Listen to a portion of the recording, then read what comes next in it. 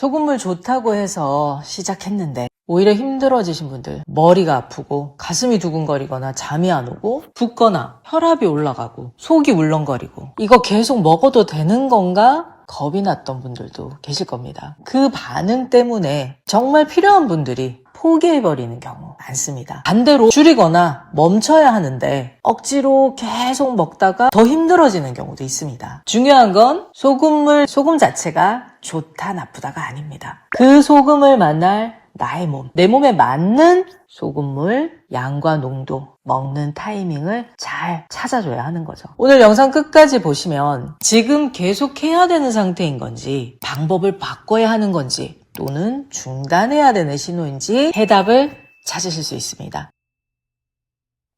제가 소금물 부작용 영상을 몇 편에 걸쳐서 올렸었는데요. 그때도 많은 댓글이 달렸지만 그 이후에도 부작용 관련해서 많은 문의를 해주고 계십니다. 처음에는 괜찮은 것 같다가 어느 순간부터 소화가 안 된다든가 잠이 안 온다든가 더 힘들어졌다는 댓글들, 반응들 문의해주고 계신데요. 같은 증상이어도 원인은 완전히 다를 수가 있습니다. 누군가는 회복이 되는데 누군가는 지금 소금물이 버거운 거죠. 가장 중요한 것은 내 몸의 상태를 읽어주는 것입니다. 혼자 하시기 힘든 분들을 위해서 고정 댓글에 상담 신청 링크 걸어뒀으니까 필요하신 분들은 작성해 주시고요. 소금 드시고 나타날 수 있는 부작용으로 불리는 반응들 정리해드리도록 하겠습니다. 첫 번째, 두통인데요. 의외로 많은 분들이 소금물 먹고 머리가 무겁다 이런 얘기 하시는 분들 꽤 있습니다. 농도를 너무 진하게 드셔서 그런 경우도 있고 몸이 전해질 변화에 적응하면서 나타나는 일시적인 반응일 수도 있습니다. 특히 평소에 물이 부족하고 오랫동안 저염식 하셨던 분들 중에 이런 반응들 나타나는 분들 많은데요. 싱겁게 드시면서 소금이 부족했던 분들 같은 경우는 이 저나트륨 상태에 몸이 익숙해져 있다가 뇌혈관이 수분을 머금게 되면서 욱신욱신하는 증상 있을 수 있습니다. 두통에 시달리다가 자연스럽게 사라지는 경우 그냥 드셔도 괜찮은 신호입니다. 살펴봐야 되는 위험 신호도 있는데요. 소금물 마시고 머리가 깨질 듯이 아프고 일주일이 지나도록 계속된다면 소금물 농도가 진하거나 드시는 양이 너무 많아서 몸이 적응하지 못하는 상태에서 뇌 쪽으로 수분이 쏠리면서 압력이 높아진 상태라고 할 수 있습니다. 소금물 드시는 거 중단하시거나 농도를 아주 약한 상태로 하셔서 늘려가시는 게 필요합니다. 양을 줄였는데도 혈압이 오르는 것 같은 느낌이 계속 된다면 머리 쪽으로 압이 높아지고 있는 상태라고 할 수 있는데요. 평소에 목이 굳어 있거나 불편한 분들일 가능성이 굉장히 큽니다. 기운이 머리로 잘 솟구치는 분들인데요. 올라가면 내려오지 않고 내려가면 잘 올라가지 않는 이 목을 중심으로 해서 이 단절이 돼 있는 분들일 수 있습니다. 몸을 부드러운 상태로 만들어 주신 다음에 섭취하시는 거 추천을 드립니다. 두 번째는 붓는다는 건데요. 붓기 걱정 많이 하십니다. 소금이 들어가면 우리 몸은 수분을 보유할 수 있는 상태로 바뀌기 때문에 몸속에 수분이 늘어나고 체액량이 늘어납니다. 건강한 상태라면 우리 몸은 물과 수분을 잘 조절하지만 그렇지 못한 분들도 있습니다. 소금은 늘렸는데 물 섭취량이 부족한 분들, 몸이 일시적으로 수분을 잡고 있는 상태일 수 있습니다. 이때는 소금물 말고 따뜻한 물을 섭취를 해주시면 소변 시원하게 나오고 붓기가 빠지면서 자연스러운 상태로 바뀌실 수가 있습니다. 아침에 자고 일어났을 때 잠깐 부었다가 활동을 하고 나면 금방 빠지는 붓기면은 걱정 안 하셔도 되는데요. 붓기가 계속되고 얼굴과 손이 땡땡 붓는다.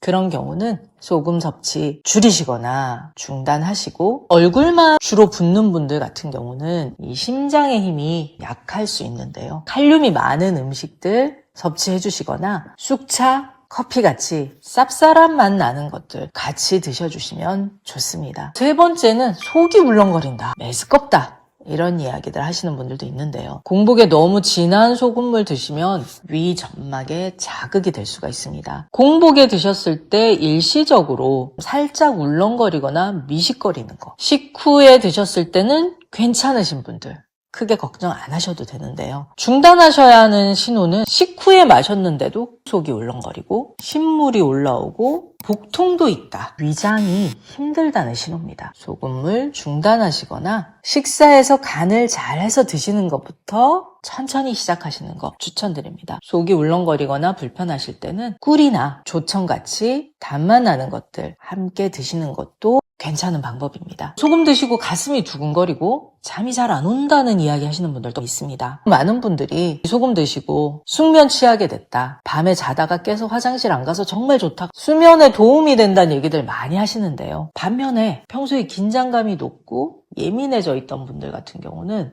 오히려 잠이 안 올 수가 있습니다. 스트레스가 심하고 이 자율신경이 긴장되어 있는 분들은 혈관이 수축되어 있는 상태다 보니 물류량은 늘었는데 도로는 여전히 개선되지 않은 그런 몸 상태일 수가 있습니다. 그런 분들 같은 경우 일시적으로 많은 양의 소금물이 들어갔을 때 중간에 적체 현상이 생기면서 두근거림, 불면증, 몸도 냉한 분들도 많으시고요. 소금 섭취 중단하시거나 너무 늦은 시간에 드시지 말고 낮 시간에 드시는 거 추천을 드립니다. 긴장을 풀 수 있는 신맛 나는 것들 함께 드시면 훨씬 도움이 됩니다. 많은 분들이 걱정하시는 혈압인데요. 짜게 먹고 소금량을 늘렸다고 해서 혈압이 오르는 건 아닙니다. 이 세상의 절반은 염 민감성 그리고 절반이 바로 염 저항성인데요. 그래서 어떤 분들은 소금량을 늘려도 혈압에 변화가 없는가 하면 어떤 분들은 조금만 먹어도 혈압이 오르는 분들이 있습니다. 혈압이 오를 때 괜찮은 신호와 중단해야 되는 신호 알려드리도록 하겠습니다. 우리 몸이 소금이 들어가면 혈액량이 일시적으로 늘기 때문에 혈압이 오를 수 있습니다. 한 1, 2주 정도 올랐다가 괜찮아지는 거. 일정 기간 올랐다가 소변 배출되고 노폐물이 빠지면서 다시 조정이 되는 경우는